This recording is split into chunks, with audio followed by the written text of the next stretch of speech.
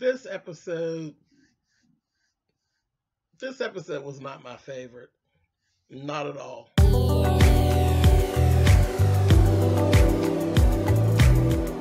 I'm like, come on through, Cookie. I want to pull my soapbox. That's basically it. Let's talk about drag and all its forms.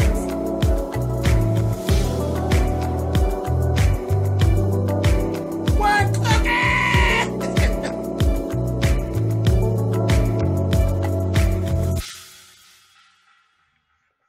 Hey guys, thanks so much for clicking on the video.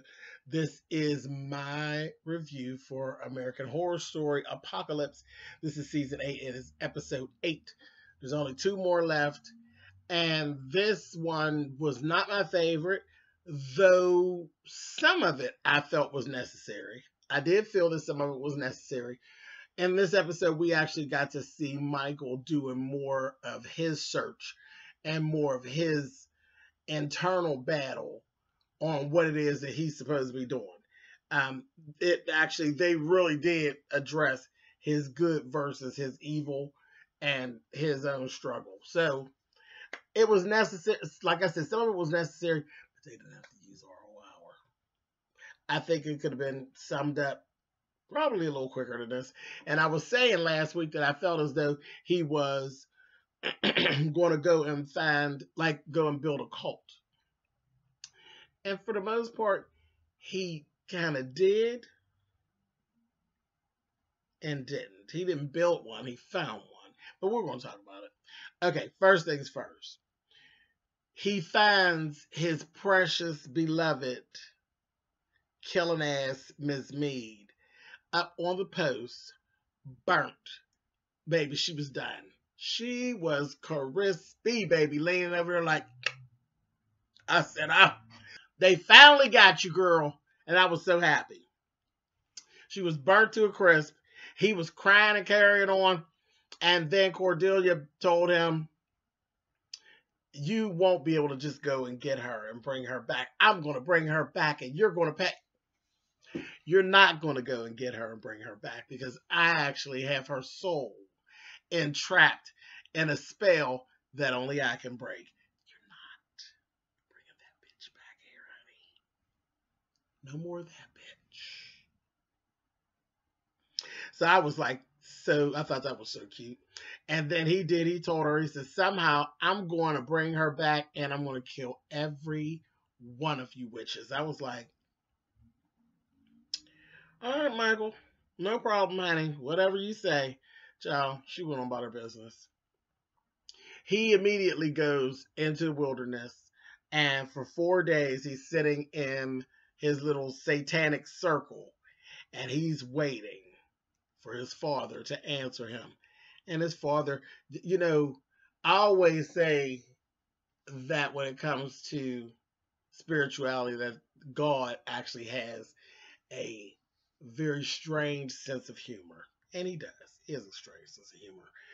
The way that things are done and the way, you know, you don't get things when you necessarily want them, but you get your answers when you need them or when it's time for you to give them. Well, I guess it's the same on the other end, because that little devil, honey, just left his ass sitting out there for 4 days, and he was looking a mess. He was famished and dehydrated, baby, and got to hallucinating and carrying on. And in the midst of his hallucination, you got to see his struggle with the good versus the bad playing out. I'm going to say that the bad literally won. The bad won in this instance. He's evil. Like Michael's core is evil, and there's just some good things sprinkled around, but Michael's core is as black as this shirt I'm wearing. So we're going to just say that evil kind of won, but there was like a whole lot of biblical things that were there. There was, there was a sheep, and there was an apple, and there were children, and there was an actual figure who actually looked like the humanized version of the devil, and it was really interesting. It was really interesting, visually. Very interesting. I was here for it. I was here for it. Still mad they used our whole hour for this. But in the midst of that, he leaves there and he's literally walking the streets. He's back into the city. Look at a mess. He walks upon an actual satanic worship group. And the group is led by Sandra Bernhard. Perfect. Perfect. She's so damn sarcastic, just in her regular life. So she was perfect for the character. She was so sarcastic with these people. And she was giving, I don't know what's going on, honey. I need to see some evil shit going on. And I was just laughing at her. I said, look at this crazy bitch. She was cutting up. I need to see something to make me say, ooh. I said, girl, a mess. Well, that wasn't going to take long. So he ends up, during the service, meeting a woman named Madeline. Madeline took him home with her, fed him, got him back together. I said, and I kept looking at her, and that bitch was crazy as two left shoes, honey. And she had her whole thing down where she was literally waiting on the Antichrist to come back and all of this. She figures out who he is. And, he has the 666 behind his ear and all of that, like Damien and all of that. And she takes him back to service. And this time it's time to prove to the congregation who he actually is. Well, baby, they showed the 666. He goes up there. There was this human sacrifice. It was a man and a woman. He slits the two of their throats. And, the whole satanic, disgusting, ridiculous things going on. That they had the cross upside down. I said, oh, you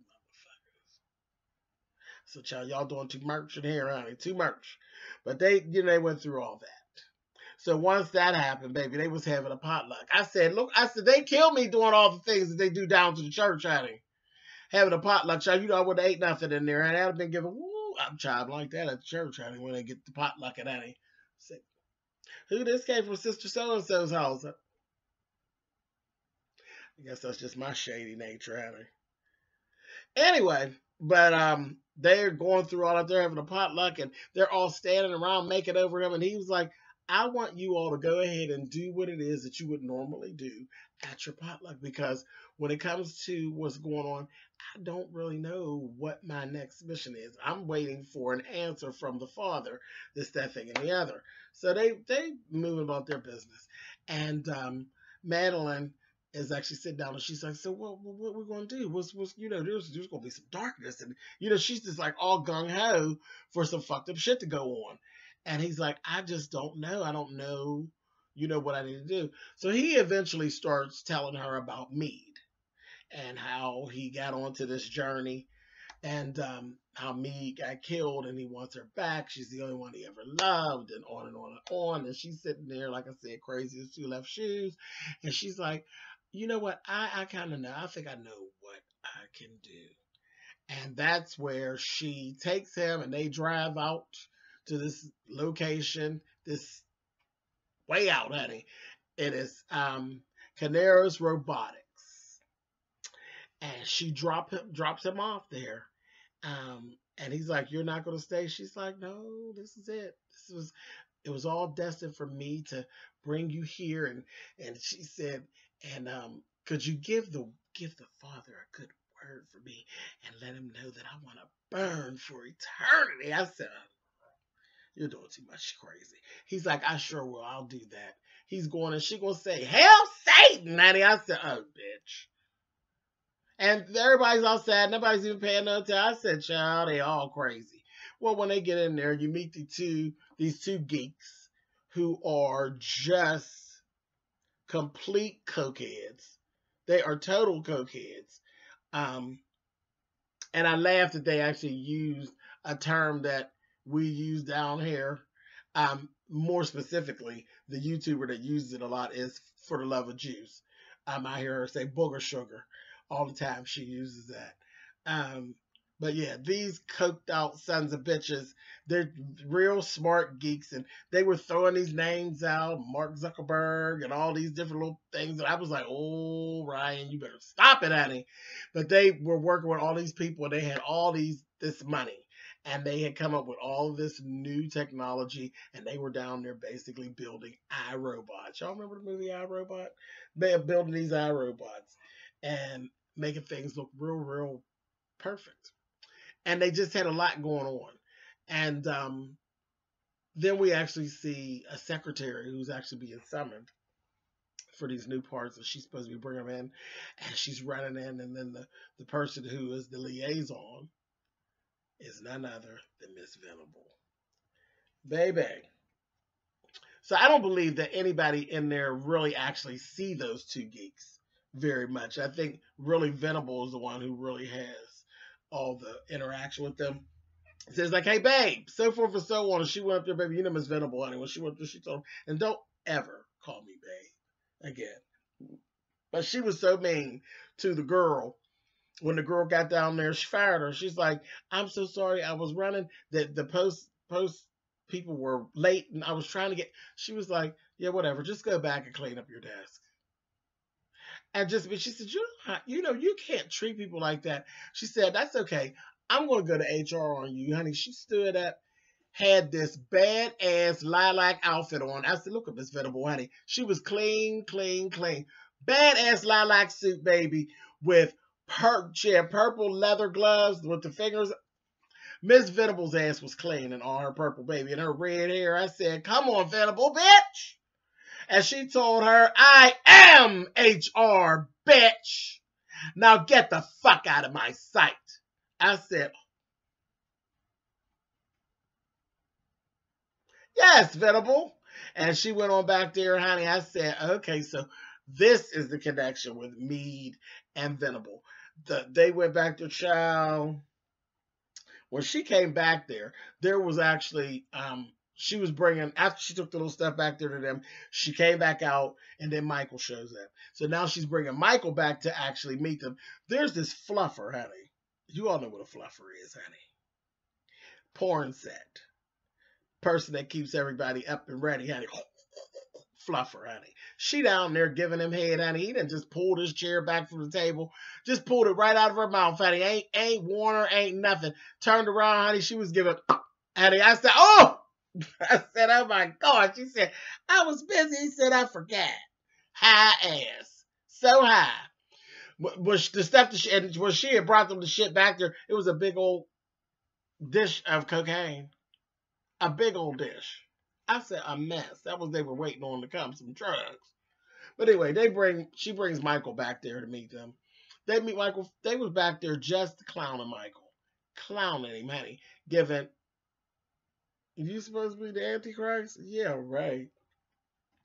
And the one was like, well, I expected you to be, you ain't shit. Like, ain't nobody, you ain't scary, child. And the girl, the fluffer, she was looking at Michael. She was like, yes, he is. I could feel the whole darkness of him, honey. And Michael's great leave. They're like, no, come back. And they just kept clowning. That girl said, I could feel the darkness, honey. She went to go leave, honey. The little prostitute chick, the fluffer, went to go leave, baby. And next thing you know, Michael started his shit, honey. He gave.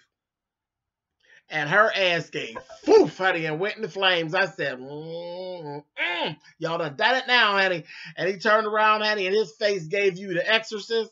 You know, on the Exorcist to go black and white, honey, and it gives, I said, ooh. And they was giving, woo, wait a minute, honey. Woo, hell Satan. Oh, yeah, honey. Woo, yes. I said, y'all ain't that goddamn high, honey. Then they went to talking right.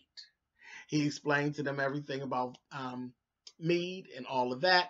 They sat and they ate, and everything was fine, honey. And then they went ahead and they created Meade, honey. We see the finished product.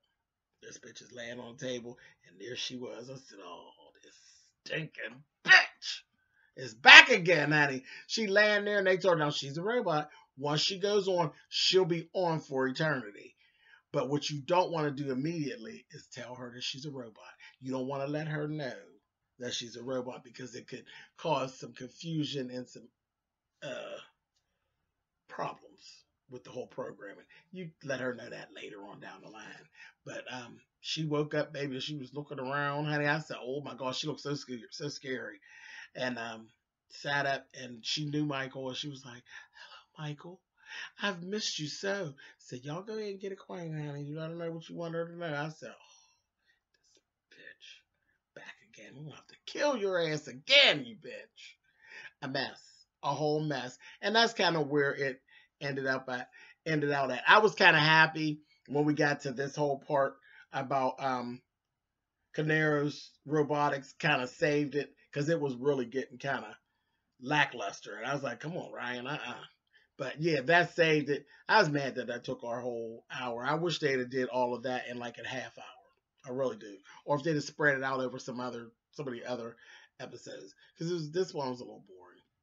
But anyway, I'm still here. I'm on board and still love everything. We got 2 more episodes left. Child, it's on and popping. That goddamn stinging ass beat is back. And then we see Miss Venable, honey. All right. So I'll catch you guys next week. Later.